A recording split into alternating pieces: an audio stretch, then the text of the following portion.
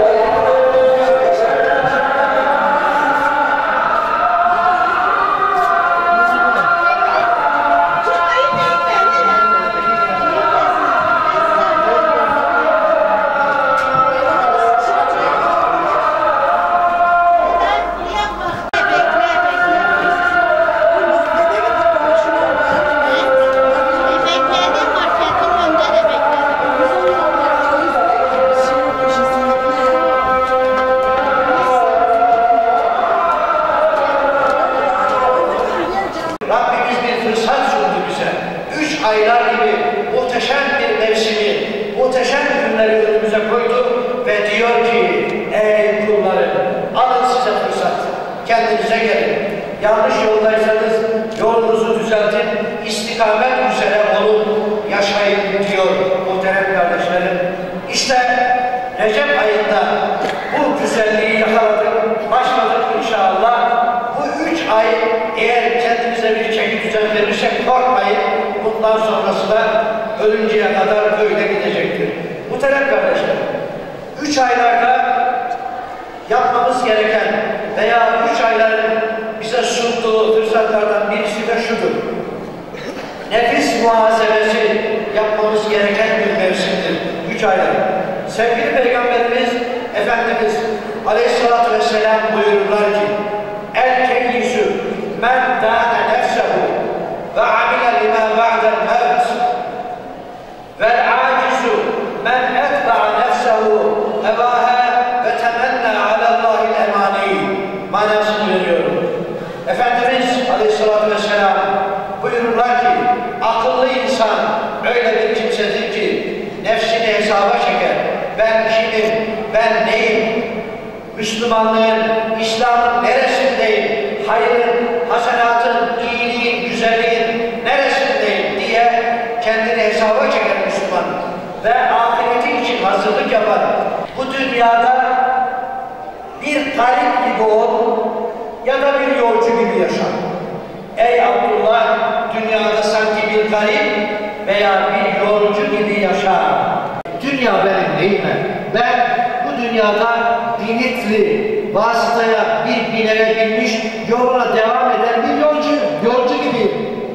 Kafir, inançsız kişi veya ahirete eli boş giden kişi o gün ne diyecek biliyor musunuz? Rabbimiz bize haber veriyor. Estağfirullah. Yekûlü ya leyteni kaddemtü li hayati. Ve vaktimizi iyi değerlendirelim. Hazreti Ali radıyallahu anh Efendimiz buyururlar ki, vakitlerle yakutlar alınabilir. Yani yaşadığınız zaman dilimini iyi değerlendirebilirseniz yakut alabilirsiniz. Bir ticaret yapamadım. Koca bir ömür geldi geçti. Yolunuz doğru, yönünüz doğru. İstikametinizi bozmayın. Hep beraber o istikamete doğru yürüyelim. Anladığımızı da hayatımıza tatbik edelim. Muhterem kardeşlerim, zira namaz her türlü kötülükten kişiyi engeller biliyorsunuz. Ve dilimizden duayı hiç eksik etmeyelim inşallah. Biz Allah'ın rızasını kazanmak. Değerli kardeşlerim. İhdinâs-sırâtal müstakîm. Sırâtallezîne en'amte aleyhim. Allahu Ekber.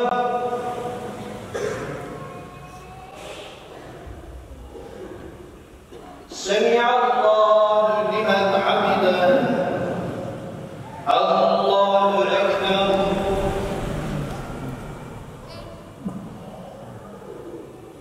Allahu Ekber. Allahu Ekber.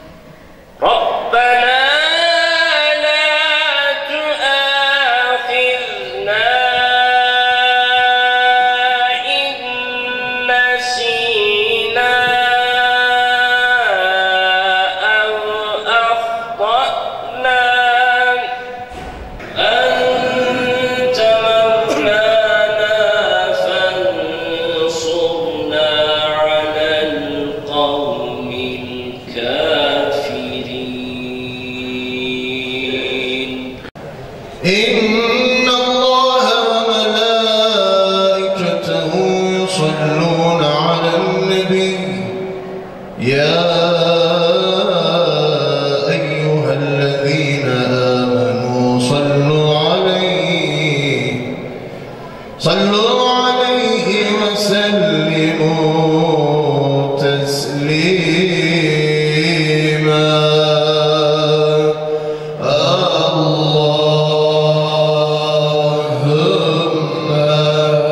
صل على سيدنا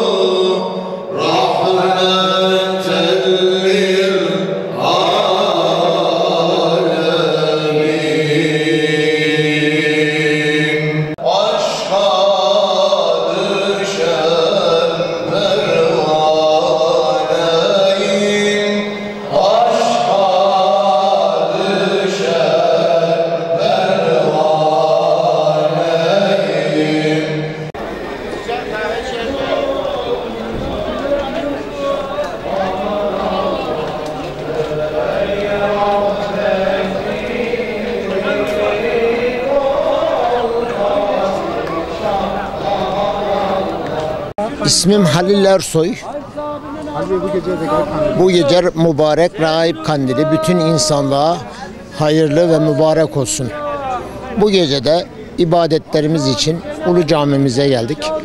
Burada bütün insanlığa Rabbimin af ve mağfiret gecesidir. Bu gecede ibadetlerimize devam ediyoruz. Regaib demek paylaşmak demek. Regaib demek bir emek vermek demek. Emek verme için Allah'ımızın ibadetinin karşılığını göremeyiz tabii ki. Bütün insanlık bu mübarek geceyi ihya etmesini isteriz. Irak'ta, ondan sonra Filistin'de, Afrin'de bütün Müslümanların böyle ibadetlerini daha selamet içerisinde yapmasını Rabbimden temenni ve niyaz ederim. Vallahi tüm İslam alemine hayırlara vesile olsun inşallah. Bu geceyi nasıl geçirmeliyiz sizce? Vallahi dua etmeliyiz bol bol. Yani elimizden geldiğince dua, zaten bu gecenin anlamı dua. Tüm İslam alemine tekrar diyorum, yani hayırlara vesile olsun inşallah. Vallahi bol bol dua okumalıyız, namaz kılmalıyız. İnşallah bütün herkese, çocuklarımız da alışsın diye yani yanımızda getirdik işte. Bütün Müslümanların kandilini kutluyorum. Ben buraya ailemle, annemle, babamla namaz kılmaya geldim. Bütün Müslümanlara dua edeceğim. Bu gece bütün Müslümanların herkesin Recep Kandil gecesi mübarek olsun. Bu geceyi nasıl geçirmeliyiz? Bu gece namaz kılarak, Kur'an okuyarak, günahlarımızın affını dileyerek geçirmemizi bütün Müslümanlara isteriz. Peki bu geceler bizim için bir fırsat mıdır sizce? Bence de fırsattır. İyi değerlendirmemiz gerekiyor. Evet, iyi değerlendirmemiz gerekir. Çünkü Ramazan'a giriyoruz.